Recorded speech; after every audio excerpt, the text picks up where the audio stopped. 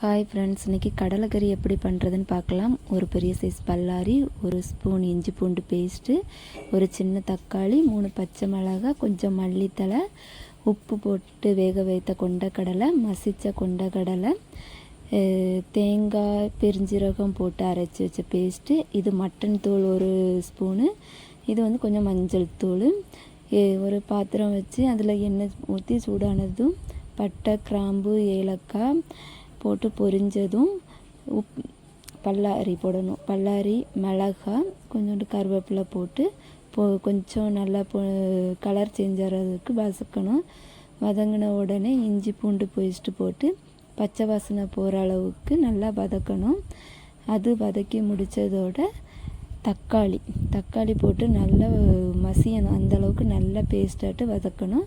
உப்பு வந்து கொண்டக்கடலைக்கு போட்டிருக்கனால இதுக்கு தேவையான அளவு உப்பு போட்டு வதக்கி அந்த பொடியும் போட்டு நல்லா வதக்கணும். பொடிக்கு காரத்திற்கு தேவையான ஒரு 1/2 ஸ்பூன் வத்தல் தூளும் சேர்த்து போட்டு வதக்கி கொண்டக்கடலை வடித்து வச்சுருந்த தண்ணி ஊற்றி கொதிக்க விடணும். நல்லா கொதித்ததும் தேங்காய் பேஸ்ட்டு அரைச்சி வச்சுருக்கதை ஊற்றி நல்லா கொதிக்க விடணும். தேவையான அளவு தண்ணி ஊற்றி, கட்டியாக வேணும்னா கொஞ்சம் தண்ணி கம்மியாகவும், தண்ணியாக வேணும்னா கொஞ்சம் தண்ணி அதிகமாகவும் ஊற்றி நல்லா கொதிக்க விட்டு எண்ணெய் பிரிஞ்சு வர அளவுக்கு நல்லா கொதிக்க விடணும்.